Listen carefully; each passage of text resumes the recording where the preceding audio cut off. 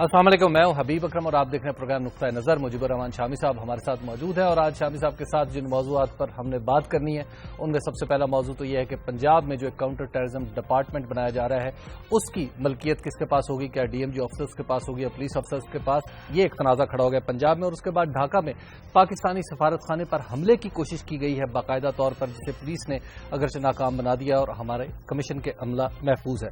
उसके बाद वज़ीर दाखिला के खिलाफ एक बार फिर पाकिस्तान पीपल्स पार्टी भी एहतजाज करी और पाकिस्तान तहरीक इंसाफ भी एहतजाज करी है। इसकी तफसीलात से भी आपको आगाह करेंगे। और मियां शहबाज शरीफ साहब भारत से वापस आए हैं और क्या कहते हैं, क्या लेके आए हैं, इस पर भी बात होगी शामी साहब के साथ। और तालिबान का मुज़ाकरात से इनकार और फिर पोलियो के खिलाफ मुहिम में इमरान खान ने कहा है कि अब मैं खुद इसकी कप्तानी करूंगा। शामी साहब, ये एक नया तनाज़ा खड़ा हो गया पंजाब में, वो जो काउंटर टेररिज्म डिपार्टमेंट का डिपार्टमेंट है, फोर्स है। वैसे उसे अब डिपार्टमेंट कहा जा रहा है, मतलब इनिशियली फोर्स कहा जा रहा है। हाँ, फोर्स है। अब वो कहते हैं ये महकमा दाखिला के नीचे होगी और पुलिस को ये कबूल नहीं है। अभी जो हमारे आईजी मोटरवेज हैं जुल्फकार चीमा साहब बड़े जोशो जज्बे के साथ वो टेलीविजन पर अपने ख्यालात का इज़हार फरमा रहे थे। देखिए, ये जो पुलिस है ना, एक तो इसके हालात बहुत बदतर हैं, ठीक है, सियासी दबाव इस पर है और हमारे एमएनए और एमपीए पोस्टिंग ट्रांसफर सारी उन्होंने अमलन अपने हाथों में ले रखी, ठीक है, और इसको एक नाकारा बना दिया गया है सियासी दबाव के नीचे लाकर। अब सिंध में आपने देखा ना, ये पुलिस जो है किस तरह से इसने काम करना शुरू किया है, क्योंकि पहले तो इसके हाथ पकड़े हुए थे। भर्तियां एक तो मेरिट के खिलाफ करते हैं, ऊपर से हाथ पकड़ लेते हैं, फिर पोस्टिंग ट्रांसफर इनके पास होती है। तो पुलिस को एक बिल्कुल ही गुलाम बना दिया गया है इंतजामिया का। एक तो जरूरत इस बात की है कि इसको इस गुलामी से निकाला जाए, ठीक है, इसको बाकायदा फोर्स के तौर पर रिकॉग्नाइज किया जाए, जैसे कि फौज है। यानी अगर इसने काउंटर टेररिज्म नहीं भी करना तब भी इसको मजबूत बनाए। जिस तरह फौज है ना जी, उसका एक अपने अदारे हैं, अपना इंतजाम है, अपना नज्म है, और चीफ ऑफ आर्मी स्टाफ जो है उसके सामने किसी की जरूरत नहीं है कि चूक कर जाए। ठीक, यानी कोई सियासतदान जो है बड़ी कोशिश हुई, लेकिन फौज ने अपने अंदरूनी मामलात में मदाखलत नहीं करनी। उसी तरीके से जो इंस्पेक्टर जनरल पुलिस है और पुलिस के दूसरे लोग हैं और इनकी अपना जो नज्म है उसको बहाल करने की और इसको बिल्कुल खुद मुख्तार करने की जरूरत है। जब तक ऐसा नहीं होगा हम इसको पुलिस के जरिए अगर जराइम जो है उनका खात्मा जो है उसका ख्वाब जो देख सकेंगे, लेकिन हम अमली तौर पर नतीजा हासिल नहीं कर सकते। दहशतगर्दी का डिपार्टमेंट इन्हें मजीद एम्पावर करता है। अब ये कहते हैं दहशतगर्दी जो है उसके लिए अलग एक फोर्स मुख्तस है या एक शोबा है, शोबा बनाना है। अब एक शोबा बना के एक नई जैसे एलीट फोर्स बनाई, बिल्कुल।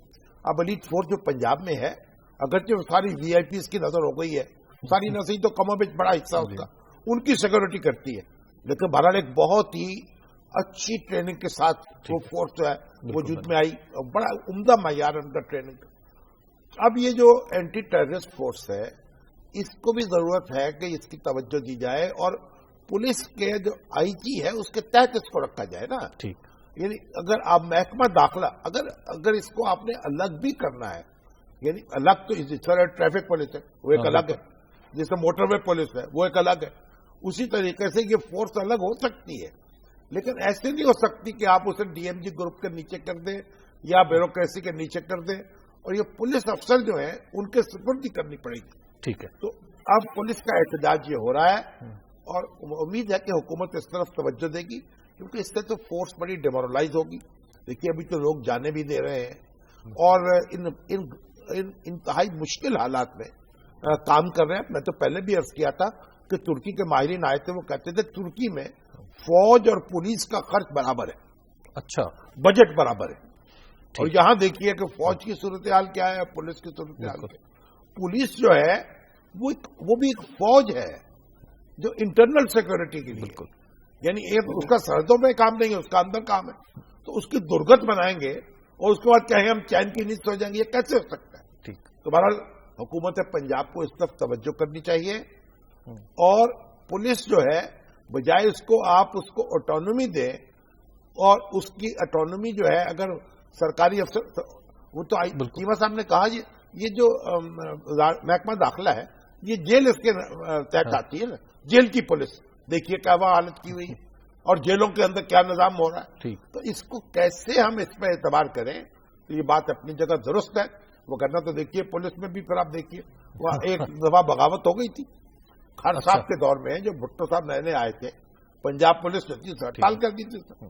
تو انہوں نے ہڑتال ختم کرانے کے لیے رابطہ قائم کیا گل حسن سے, جو چیف آف آرمی اسٹاف کے, کہ جناب آپ اس کو کچھ کریں. فورس انہوں نے انکار کر دیا انٹروین کرنے سے.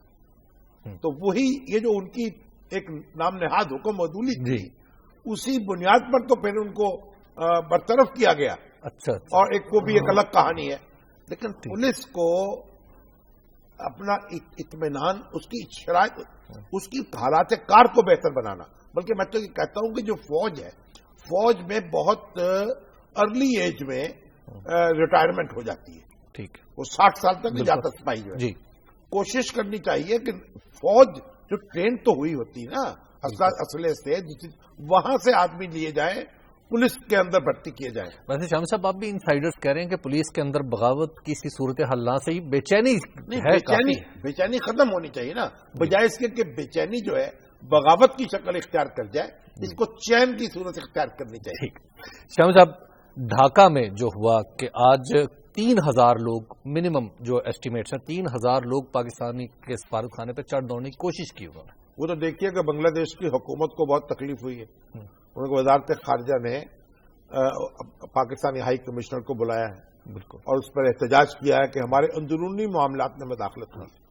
اب وہاں کے جو ورکرز ہیں ان کے عوامی لیگ کے, وہ انہوں نے چڑھ دوڑنے کا سامان بھی کر لی. دیکھیے بات یہ ہے کہ یہ منطق جو ہے اس کو کوئی دنیا میں تسلیم کرنے کے لیے تیار نہیں ہے. ہماری یا بنگلہ دیش کی؟ بنگلہ دیش کی. ٹھیک ہے کہ آپ اس طرح کے معاملے کو کسی کو پھانسی پہ چڑھائیں اور پھر کہیں کہ یہ ہمارا اندرونی معاملہ ہے.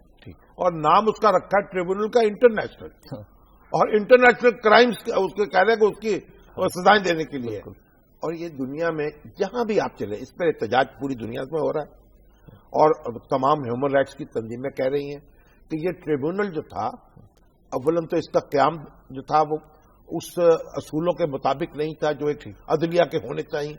پھر یہ ہے کہ اس میں جو مقدمہ چلا ہے اس میں بھی انصاف کے تقاضے پورے نہیں کیے گئے. ایک گواہ ہے مومنہ نام کی لڑکی, ایک گواہ جس کا بیان جو ہے وہ لکھا ہوا ان کے میوزیم میں موجود ہے. اس نے کہا میں کسی کو نہیں پہچانتی جو میرے گھر پہ جنہوں نے حملہ کیا تھا, اور اب اس میں جب اس کے بعد وہ برقع پوش تھی, وہ برقع پہنا ہوا, شناخت بھی اس نے نہیں کرائی, اور اس کے بعد اس کا پتہ بھی نہیں چل رہا وہ کہاں گئی.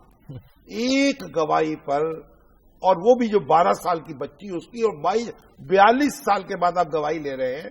یہ جو ہمارے ہیں لوگ کہہ رہے ہیں نا, یہ پیپلز پارٹی کے ہمارے کچھ ایم اے ہیں, کچھ نام نہاد دانشور ہیں, وہ بھی کہتے ہیں جناب یہ تو ان کا داخلی بھائی داخلی معاملہ نہیں ہے, یہ قانون کی حاکمیت نہیں ہے. یہ نہیں کہہ رہے کہ عبد القادر ملا جو ہے اس پر جرم ثابت ہو گیا ہے اور ہم کہہ رہے ہیں کہ اس کو جناب معاف کر دیا جائے, یا اس کو کیا کرنا آپ تو اللہ کے پاس پہنچ. یہ تو اب جرم ثابت ہی نہیں ہو رہا اور گواہی ناقص ہے. اور آپ دیکھیے صلاح الدین قادر چودھری جو ہے وہ پاکستان میں تھے, وائس چانسلر پنجاب یونیورسٹی شہادت دے رہے ہیں, ان کے رفقا یہاں موجود ہے, کلاس فیلو ہمارے یہ اسحاق خاکپری سب لگے ہوئے ہیں. کوشش کی وہاں جائے, ویزا مل جائے, وہاں گواہی دے سکے, ویزا نہیں دیا گیا. تو انصاف نہیں دیا جا رہا, انصاف کے نام پر ظلم ہو رہا ہے. ظلم کے خلاف آواز بلند کرنی ہے. اور جو ہمارے آنکھوں پہ پٹی باندھ کے لوگ بیٹھے ہوئے ہیں, یہ پیپلز پارٹی کے ہوں یا اور نام نہاد دانشور کہلاتے ہیں اپنے آپ کو, ان کو معلوم ہونا چاہیے کہ یہ داخلی معاملہ ان کا نہیں ہے. اور پھر ہم کوئی جرم ثابت ہونے پر بات نہیں کر رہے کہ جرم ثابت ہو چکا ہے, جرم ثابت نہیں ہوا ہے, انصاف کے تقاضے پورے نہیں ہوئے ہیں, اور ہم اس کی آواز بلند کرتے رہیں گے. اور ہماری تو جو Lahore high court bar association ہے جس میں جناب ایک عابد ساقی صاحب ماشاءاللہ ایک مجذوب صدر ہے, اس میں انہوں نے تو مطالبہ کر دیا ہے, ریزولوشن پاس کیا ہے کہ بنگلہ دیش کے سفیر کو یہاں سے واپس بھیج دیا جائے, بے دخل کر دیا جائے. صاحب ایک بریک کا وقت ہو گیا, بریک کے بعد ہم دوبارہ آپ خدمت میں حاضر ہوتے ہیں. آپ دیکھتے رہیے نقطۂ نظر.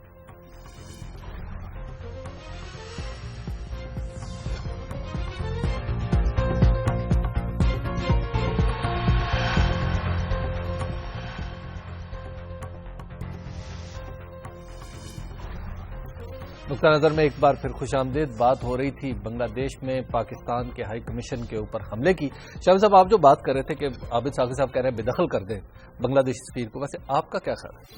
نہیں، اس ایکسٹریم کی ضرورت نہیں ہے. کوئی رابطے جو موجود ہیں وہ تو موجود رہنے چاہیے، کوئی نامہ پیام تو جاری رہنا چاہیے. لیکن انہوں نے ہمارے سفیر کی باقاعدہ احانت کی ہے وہاں پہ، اتنی دیر 25 منٹ بٹھایا ہے. جی بالکل. تو آپ بھی 25 منٹ بٹھا لیجیے. دیکھیے بات یہ ہے کہ اس کا نام ہی رکھا ہے انٹرنیشنل کرائم ٹریبونل.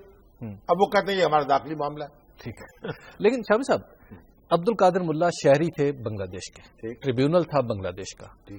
ہم کون ہوتے ہیں قرارداد پاس کرنے والے؟ اگر وہ دیکھیے یہ جو انسانی حقوق ہے نا، یہ ایک عالمی یونیورسل حقوق ہے. ٹھیک. یہ کوئی کسی گاؤں کے، کسی شہر کے، کسی ملک کے قانون نہیں ہے، کہ حقوق نہیں ہے.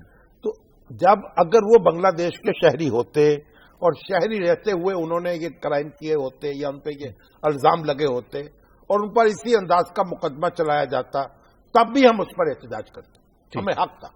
لیکن وہ تو اس وقت پاکستان کے شہری تھے اور 42 سال کے بعد یہ مذاق کیا جا رہا ہے بورڈر. اس لیے یہ تو انصاف کے تقاضے پورے ہی نہیں کیے گئے. جان لینا کسی شخص کی کوئی ایسی معمولی بات نہیں. اس کے بعد کیا ہوا ہے کہ کتنے آدمی مر چکے ہیں اس کے بعد فسادات میں. کچھ لوگ کہہ رہے 13 اور بعض لوگ کہہ رہے 22. اور اب جو مبصرین یہ بات لکھ رہے ہیں کہ اس طرح کے جب جذبات ہوتے ہیں پھر اس طرح کے فیصلے نہیں ہوتے، نافذ نہیں کیے جاتے. یہ پھانسی کتنے، یہ ان کا خون کس کے ہاتھ پہ ہوگا؟ بالکل. یہ تو شامی صاحب یہ اتنا ہی بڑا ایک جو اب سفارتی تنازع پیدا ہو گیا بنگلہ دیش اور پاکستان میں، ایک بھارت اور امریکہ کے درمیان بھی، بلکہ وہ تو جنگ ہے. اگر بنگلہ دیش کو بھی ہوش کے ناخن لینے چاہیے، اور ظاہر ہے کہ ہم بھی کوئی بنگلہ دیش کے خلاف کوئی خدا نخواستہ اعلان جنگ تو نہیں کرنا، اپنا نقطہ نظر بیان کرنا ہے اور اپنی دیکھیے ایک پیغام بھیجنا ہے نا. ہمارا کنسرن ہے. ہم ہمارے دل جو ہے ان میں یاد موجود ہے، ہم بھولے نہیں ہیں اپنے دوستوں کو. ٹھیک. اچھا، یہ جو امریکہ میں ہوا ہے، جی بالکل، جو ہماری ڈپٹی کونسل جنرل ہیں ان کی وہاں ان کو ایک ملازمہ کے یا ملازم کے چکر میں انہوں نے پکڑ لیا کہ جی اس کو تنخواہ پوری نہیں دی جا رہی تھی، اور کہتے ہیں انہوں نے ان کی برہنہ کر کے تلاشی لی. بالکل. یعنی یہ تو خود امریکی حکام نے مانا جی. مگر جو میں حیران ہوں کہ جو سفارتی تحفظ ہے وہ تو حاصل ہونا چاہیے، لیکن وہ کہتے ہیں یہ پارشل تھا. نہیں، یہ تو دیکھیں نا، یہ سپر پاور جو ہوتی ہے ان کے عجیب اپنے کام. جو ریمنڈ ڈیوس کو کیا تھا یہاں، اس کو تو اوباما صاحب نے خود کہا کہ ڈپلومیٹ ہے وہ. اور ایک قسم کے میں سمجھتا ہوں اگر آپ اس کے اندر جائیں بالکل اسٹرکٹلی تو شاید انہوں نے پوری صداقت بیان نہیں کی اس وقت. ٹھیک. اور یہ اب بھارتی حکومت نے بھی ترکی میں ترکی جواب دیا، ان کے سفارتکاروں پر ریسٹرکشن لگائی ہیں. ان کا ایک وفد موجود تھا، اس کے ملاقات منسوخ کر دی گئی ہیں. بالکل بھارت نے بالکل درست کیا ہے، ایسا ہی کرنا چاہیے اور ہمیں بھی اس سے سبق سیکھنا چاہیے. ٹھیک. آئندہ ایسی صورت تو ہمیں بھی ایسا ہی کرنا چاہیے. شامی صاحب، وزیر داخلہ ایک دفعہ پھر آپ یوں کہیں کہ آن سلاٹ کا نشانہ بن گئے ہیں. انہوں نے کہا کہ تماشا لگایا ہوا ایک پارٹی نے میگنیٹک انک کے اوپر. اصل میں جو وزیر داخلہ ہے نا، وہ ایک بڑے مختلف قسم کے سیاستدان ہیں. ٹھیک ہے. وہ جو سیاستدانوں کے عام معاملات ہیں اس طرح کے معاملات ان کے نہیں ہیں. اچھا. وہ آپ ایک سیدھے راستے پہ چلتے ہیں، اسٹریٹ. اسٹریٹ سیدھے سے مراد یہ اسٹریٹ جی، یعنی وہ نہ سمجھے آپ دوسرا راستہ. تو وہ بہت سے لوگوں کو ان سے شکایات پیدا ہوتی ہیں، اور جب آپ اس طرح چل رہے ہو تو کچھ نہ کچھ غرور تقویٰ بھی ہو جاتا ہے. ٹھیک ہے. تو کچھ غرور تقویٰ بھی ان میں آ جاتا ہے. اچھا. تو اس لیے ان کو ذرا تھوڑا سا اپنے لہجے پر قابو رکھنا چاہیے اور ذرا سنبھل کر گفتگو کرنی چاہیے. جی. یہ درست ہے کہ وہ اپنا معاملات جو ہے اکثر ٹھیک طریقے سے کرتے ہیں، بیجا سفارشیں نہیں کرتے، بیجا سفارشیں نہیں مانتے، لیکن بہرحال ایک اچھی طرح اچھے لفظوں میں گفتگو کرنی چاہیے. یہ پی آر جو ہے نا لفظ وہ کمزور ہے، ان کی تماشا ہے. تماشا اگر انہوں نے جو اصل میں جو ویسے ہمارے پاس ہے، آپ کو سنائیں کہ انہوں نے کہا کہ دکھائے جی کیا انہوں نے ہمارے وزیر داخلہ صاحب نے کیا اور ان کا جواب پھر اور کیا آیا ہے. ایک تماشا لگایا گیا تھم امپریشن کے حوالے سے ایک جماعت کی طرف سے، ان کی طرف سے نہیں، ایک جماعت کی طرف سے. और ये तमाशा लगाया गया order in the house please. जी तशरीफ रखें। इंटीरियर मिनिस्टर ने जो लफ्ज इस्तेमाल किए वो काबिल अफसोस है। मैं ये भी अल्फाज नहीं इस्तेमाल कर सकता क्योंकि मैं एक पार्लियामेंटेरियन उनको काबिल मुज़म्मत मैं वो भी नहीं कह सकता, क्योंकि उसका कहना, उसका एक वतीरा है कि तमाशा हर चीज में लगाता है, या कभी आस्तीनें चढ़ाता है कि ये लोग आस्तीनें चढ़ा के आ जाते हैं, या कभी तमाशे का लफ्ज इस्तेमाल करते हैं। अगर वो ये माजरत कर लेते हैं, माजरत तो नहीं विथड्रॉ कर लेते हैं अल्फाज को, तो यकीनन हम फिर हाउस में जाएंगे। अदरवाइज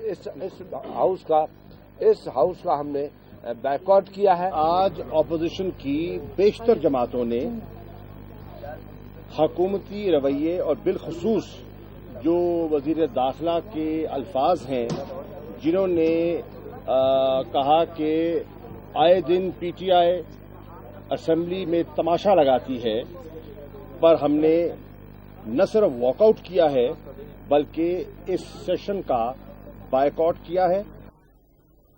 जी आपने देखा शाम साहब, एक ब्रेक ले लेते हैं, ब्रेक के बाद फिर गुफ्तगू का सिलसिला यहीं से आगे बढ़ाते हैं। आप देखते रहिए इस तरह से।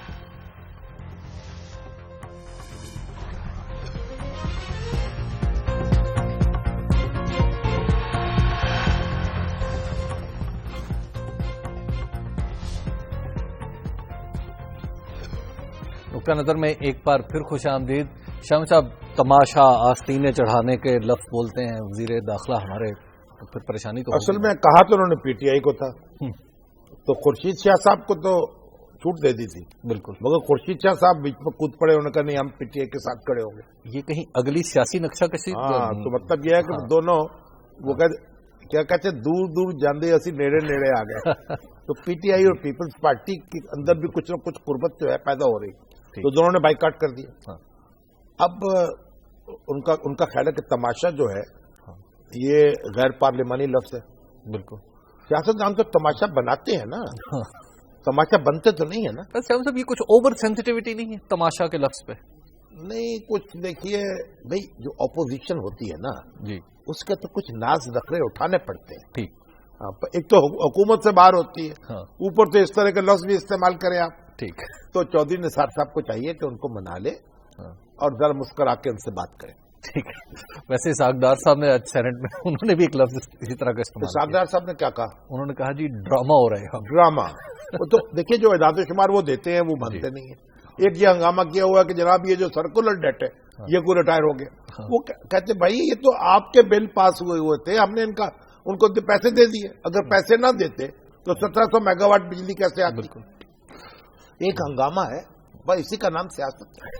शाम साहब, मियां शहबाज शरीफ साहब भारत से वापस आए हैं और आज जो कारकुनान पाकिस्तान का जो इदारा है वहां पे उनकी तकरीर थी बड़ी दिलचस्प।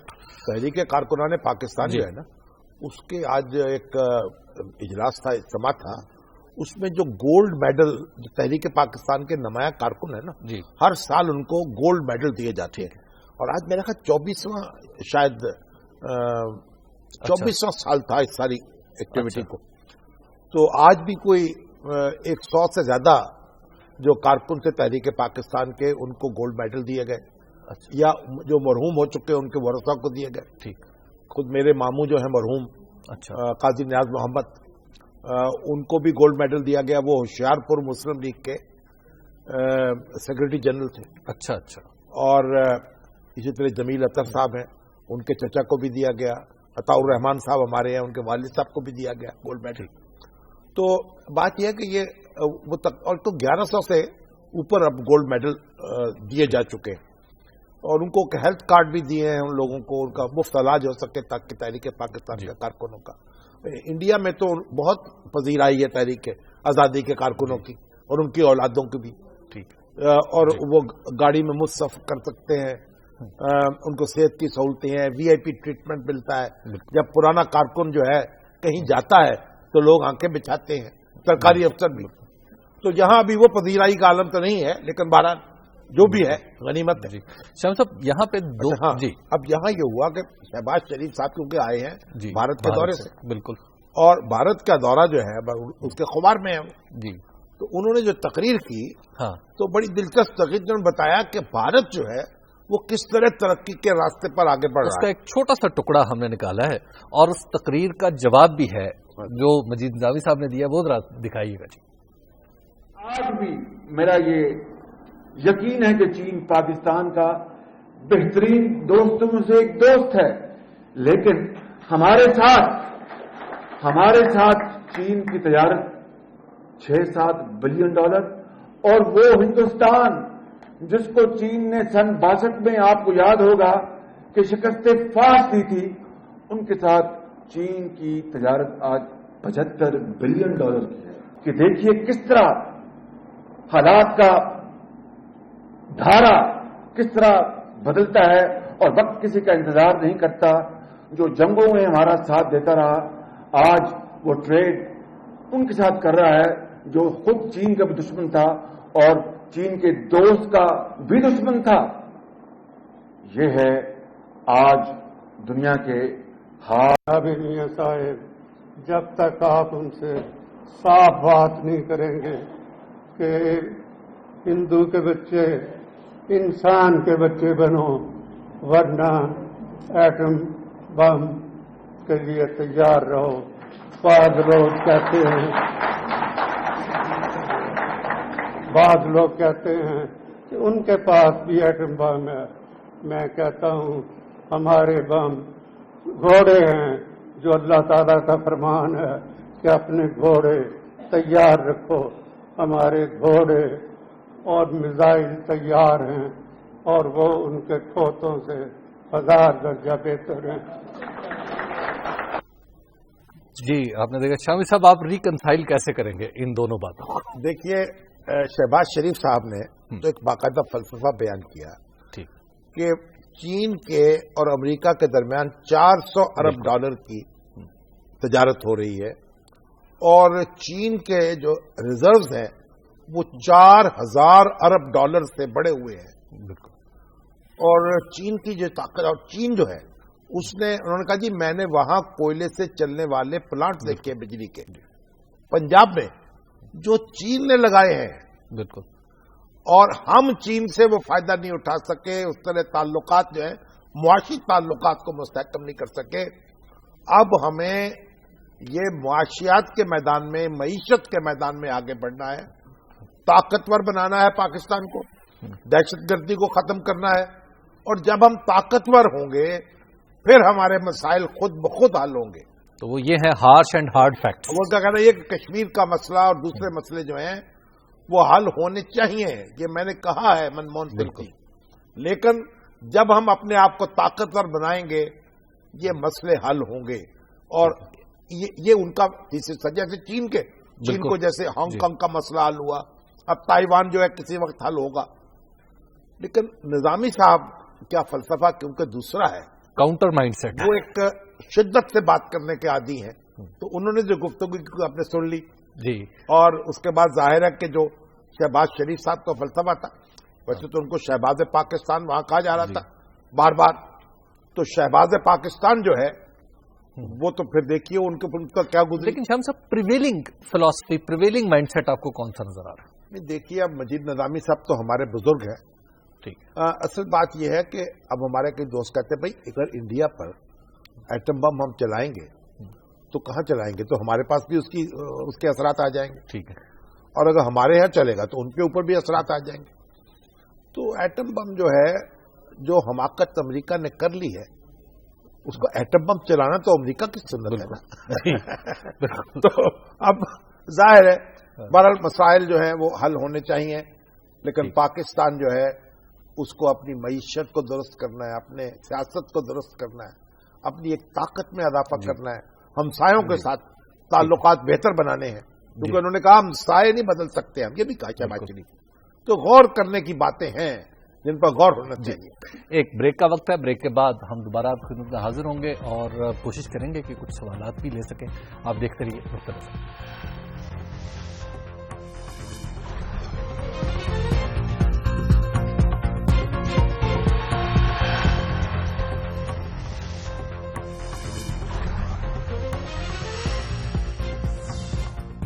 نقطہ نظر میں ایک بار پھر خوش آمدید. شامی صاحب، دو خبریں ہیں. ایک تو پولیو کے حوالے سے کہ عمران خان صاحب نے کہا ہے کہ میں خود اس کی کپتانی کروں گا، اور ساتھ میں طالبان سے انہوں نے یہ کہا کہ آپ ان پہ حملے نہ کریں، اور دوسرے سے طالبان نے کہا کہ نہیں جناب ہمارے مذاکرات بھی نہیں ہوں گے۔ جو پولیو ورکرز ہیں، ہاں، اب دیکھیے کتنی عجیب و غریب صورتحال پیدا ہوئی۔ اپنے بچے جو اپاہج ہونے کا خدشہ ہے، جن کا پولیو ہو جائے، بالکل زندگی بھر کا روگ لگ گیا نا، بالکل، اب پولیو کے قطرے پلا کر کسی پر احسان تو نہیں کرنا، اپنے بچوں کا، اپنی نسلوں کا مستقبل محفوظ کرانا، مگر ایسے پروپیگنڈے کی دنیا ہے، پتہ نہیں اس کو کیا کیا معنی پہنا دیے گئے ہیں، اور پولیو کے ورکرز کو نشانہ بنایا جاتا ہے، ان کو جناب پولیو کے قطرے نہیں پلانے دیے جاتے، اور دیکھیے اور پاکستان میں پولیو جو ہے اس میں اضافہ ہو رہا ہے، اور ایک دنیا میں اس پریشانی ہے اس بات پر۔ تو اب عمران خان صاحب نے تو کہا، اسٹینڈ لیا اس پر کہ میں خود لیڈ کروں گا یہ مہم، اور پولیو کے قطرے پلاؤں گا گھر گھر جا کر، اور طالبان سے کہا خدا کے لیے آپ کو رحم کریں اپنے حال پر۔ تو یہ تو بالکل اپنی کنپٹی پر پستول چلانے کے مطابق۔ لیکن شام صاحب وہ اگرچہ وہ مذاکرات تو کہہ رہے ہیں ہم حکومت سے نہیں کریں گے، لیکن جب مذاکرات نہیں ہوں گے، کوئی تھو نہیں ہوگا دونوں کے درمیان، تو اس کا مطلب پولیو ورکرز بھی محفوظ نہیں۔ مذاکرات کا مطلب یہ ہے کہ پولیو کا تو ایک اپنا ان کا معاملہ ہے نا، اس کا مذاکرات سے کیا تعلق ہے؟ جیسے طالبان حکومت نے تو کل سیکورٹی کمیٹی کا جو اجلاس ہوا تھا کیبنٹ کی، ان کا ہم مذاکرات کے راستے پر گامزن ہے، قائم ہے، بالکل، مگر طالبان نے کہہ دیا کہ ہم نہیں کریں گے مذاکرات۔ یہ طالبان جو ہیں ان کو بھی غور کرنا چاہیے، ان کی ان اداؤں سے یہ ایک بند گلی میں چلے جا رہے ہیں، ٹھیک، اور یہ ان کے اپنی اچھی طرح غور کر لیں، جذباتی رویے نہ اختیار کریں، اور اچھی طرح سوچ سمجھ کر اقدام کریں۔ بالکل شام صاحب، ہم ذرا کچھ کال سے لیتے ہیں، اور ہمارے ساتھ اس وقت موجود ہیں کیپٹن عمیر صاحب ہمارے ساتھ۔ جی السلام علیکم کیپٹن صاحب۔ جی کیپٹن صاحب کی لائن ڈراپ ہو گئی ہے، ہمارے ساتھ موجود وہ جی دیکھیے، ایک تو یہ جو دھند ہے نا، جی اس نے پورے یعنی پنجاب کو تو اپنی لپیٹ میں لے رکھا، اور ظاہر سندھ میں بھی ہوگی، سندھ کا بھی کچھ حصہ جو ہے، خیبر ٹیکے میں بھی ہوگی۔ یہاں تو دیکھیے فلائٹس جو ہے وہ نہیں چل پا رہی، ٹریفک نہیں چل پا رہا، موٹر وے بند ہے، جی ٹی روڈ کے اوپر ٹریفک بہت کم ہے۔ کیپٹن عمیر صاحب لاہور سے ہمارے ساتھ۔ جی السلام علیکم کیپٹن صاحب۔ جی وعلیکم السلام شامی صاحب۔ اچھا، میں نے السلام علیکم تو کہا ہی نہیں ابھی۔ انہوں نے میرے کہے ہوئے کو آپ کی طرف سے سلام سمجھا۔ تو جناب عمیر صاحب یہ بتائیے کہ دھند کے بارے میں آپ کے کیا خیالات ہیں، کیسے اس سے ہمارے ایئرپورٹ جو ہیں ان کو ہم محفوظ بنا سکتے ہیں؟ سر میں تو سب سے پہلے یہ کہوں گا کہ ہماری اتھارٹیز کی بہت بڑی گریٹ آپ تو پائلٹ ہے نا؟ جی سر، ہاں جی، یعنی باقاعدہ ایئر فورس میں پائلٹ رہے نا آپ؟ میں کمرشل پائلٹ تھا، اس کے بعد اب میں آج کل تو میں فلائنگ نہیں کر رہا ہوں۔ کیا کر رہے ہیں؟ ہمارے جو موسٹلی ایئر کرافٹ ہیں وہ fully they are occupied with category 3 landing system. اچھا، اور جو پائلٹس ہیں ہمارے وہ بھی ٹرینڈ ہیں، اور وہ بالکل زیرو ویزیبلٹی میں یہی پائلٹس وہاں they make their landing there. اچھا، بٹ انفارچونیٹلی جو ہمارا سسٹم ہے، جب یہی جہاز لاہور میں لینڈ کرتے ہیں تو ہمارے پاس کیٹیگری 2 انسٹالڈ ہے، which can brought down this aircraft up to 200 metres, یعنی جب ویزیبلٹی 200 میٹر سے نیچے چلی جائے تو وہ اس کے بعد وہ لینڈنگ نہیں کرتا۔ یہ کیسے کیٹیگری کو امپروو کیسے کیا جا سکتا ہے؟ یہ کوئی کاسٹلی معاملہ ہے؟ یہ کیٹیگری کو یہ اسی طرح ہے کہ اس کو آپ جسٹ اس کو آپ کے سسٹم کو جو کیٹیگری 3 ہے اس کو آپ اپگریڈیشن کی ضرورت ہے، اور اس کو اس کی جو کاسٹ ہے کوئی میرا خیال 2 سے 3 ملین ڈالر سے زیادہ نہیں ہے، یعنی ایک ایئرپورٹ پر۔ جی، اور اس کی میں بڑی اچھی ایک مثال ایسے دوں گا کہ یہاں جیسے آپ کو دیکھیں ہر سال حج آتا ہے، ہر سال رمضان آتا ہے، اسی طرح ہر سال فوگ آتی ہے، اور ان چیزوں کو دیکھتے ہوئے یہ جو کاسٹ ہے اگر اس کو انسٹال کر لیا جائے سسٹم کو، تو ہماری موٹر وے کی طرح جس طرح یہ چیزیں یہ پاس آن ہم کر سکتے ہیں ایئر لائن کے اوپر، کیونکہ ایئر لائنس ہے وہ اس کو کرتی ہیں اس کاسٹ کو، تو اس کاسٹ کو بڑے آرام سے وہاں پہ آپ پاس آن کر سکتے ہیں۔ تو اس میں اب آپ یہ دیکھیں کہ جو ایک خدا نہ خواہ میرے ابھی کچھ کولیگ ہیں وہ کراچی بیٹھے ہوئے ہیں، اور وہ کہتے جی ہم فلائٹ اپنی نہیں لے جا سکتے۔ یورپ میں دیکھیں، لندن میں دیکھیں، وہاں تو فوگ کے اندر بھی فلائٹ اتر جاتی ہیں، ویزیبلٹی کے اندر بالکل زیرو RVR ہوتی ہے، زیرو ویزیبلٹی کے اندر یہ 777 ایئر کرافٹ ہمارے یہاں تو اشرفیاں جو ہیں وہ لٹتی ہیں اور کوئلوں پہ مور لگائی جاتی ہے۔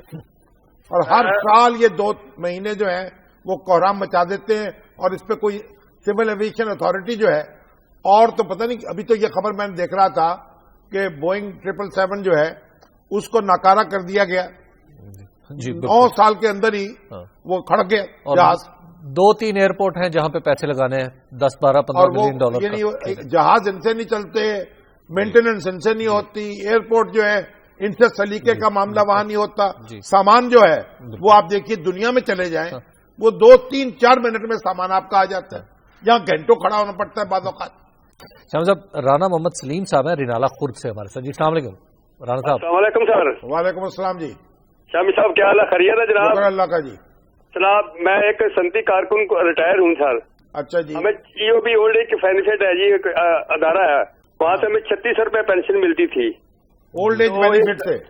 ہاں جی، تو اس دفعہ بجٹ میں وفاقی وزیر خزانہ صاحب نے طریقے میں کہا کہ کم از کم 5000 روپے پینشن کر دی جائے گی۔ ٹھیک ہے جی۔ ہماری پینشن میں کوئی اضافہ نہیں ہوا، اور پچھلی حکومت کے دور میں 40 ارب روپے کی اس میں کرپشن ہوئی ہے، جس کی یہ خبر ایک چند دن ٹی وی پہ اخباروں کی زینت بن رہی ہے۔ وزیر خزانہ جو ہیں اسحاق ڈار صاحب، ان کو اس طرف توجہ کرنی چاہیے اور آپ لوگوں کی دعائیں لینی چاہیے۔ 36 روپے اب اندازہ لگا لیجیے آپ۔ شامی صاحب، یہ بدر محی الدین صاحبہ ہیں۔ اچھا، یہ انہوں نے بڑا دلچسپ سوال پوچھا، انہوں نے کہا شامی صاحب یہ جو حملہ ہوا ہے بنگلہ دیش میں پاکستانی ہائی کمیشن پہ تو کیا ہو گیا؟ تنزیہ لکھتی ہیں کہ یہ تو ایک ہی امت کا مسئلہ ہے نا، تو اس پہ تو ہم سب لوگوں کو کیا شکوہ کرنے کی ضرورت ہے؟ اور پھر انہوں نے لکھا ہے کہ اب کیا وقت نہیں آ گیا کہ ہم صرف پاکستان کے بارے میں سوچیں؟ نہیں، پاکستان کے بارے میں سوچیں گے، پاکستان کو ہم جزیرے میں تو نہیں رہ سکتے۔ یعنی ایک آپ کہیں کہ گھر میں ایک فیملی ہے، فیملی کے بارے میں نہ سوچیں، اور صرف ایک شخص اپنے بارے میں سوچے۔ بھئی پلٹنا، جھپٹنا، جھپٹ کر پلٹنا لہو گرم رکھنے کا ہے ایک بہانہ۔ یہاں کتنے فسادات ہوتے ہیں، ہنگامے ہوتے ہیں، اور جناب حملے ہوتے ہیں نا، بالکل، تو وہاں بھی سے ہی ہمارے بھائی ہیں نا۔ چلو، جب ہمارے آج کے پروگرام کا وقت ختم ہو گیا، کل پھر ہم اسی وقت اس جگہ سے اپنے ناظرین کی خدمت میں حاضر ہوں گے۔ ہمیں دیجیے اجازت، اللہ نگہبان۔